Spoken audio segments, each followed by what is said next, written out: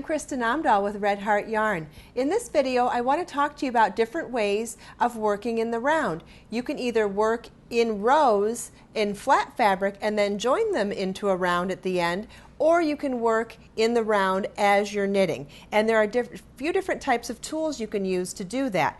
For knitting in the round, like for example on the lacy knee-high socks or on the hop-along bunny, you would use double-pointed needles, and you put your stitches, like if you have, let's say you have 16 stitches to work in the round, you would evenly place them on several of your needles and then use the last one for doing the actual knitting. So you could do it like that, or you could work in the round. If you have more stitches to do, you would use a circular needle. Like for example, on the Endless Circles vest here, what we do is we have a lot of stitches to work the collar, and that wouldn't work on double pointed needles, so you'd need circular needles, which are on a long cable, and that's how you can accommodate all those stitches to work in the round.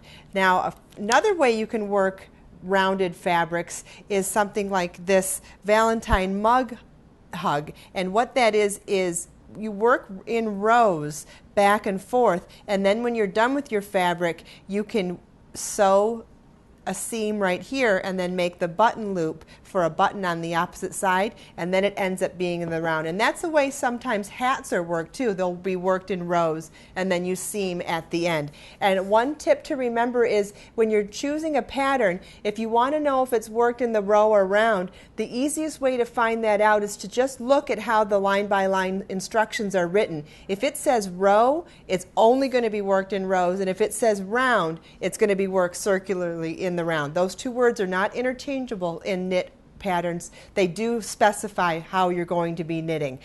When you're working in the round, another really important tool to have is stitch markers, and sometimes we use stitch markers to separate out a stitch pattern repeats or different portions of a project. But when working in the round, marking the beginning of your round is extremely important, because as you're going around you can get caught up in your stitching or counting or even just daydreaming and forget where the beginning and end of a round are. So just slipping a stitch marker as you begin to join in the round is the perfect way to always remember the beginning and end of every round. Sometimes when you're working in the round on double pointed needles, the beginning and end of the round is at the end of one of your double pointed needles. When that's the case, a regular stitch marker won't work because it'll slip off the needle. So a couple things you can do: if you could find a split ring stitch marker, you can just insert that into the fabric around the approximate location of the beginning and end of the round as a reminder, or you could even use a safety pin or something of that nature, and what you'll want to do is just attach it into the fabric just as a reminder. It won't actually be on the needles with the stitches, but it's a great way to remember the beginning and end of the round still. All of these patterns I showed you today and many more are available for download on the website, so come check it out at redheart.com.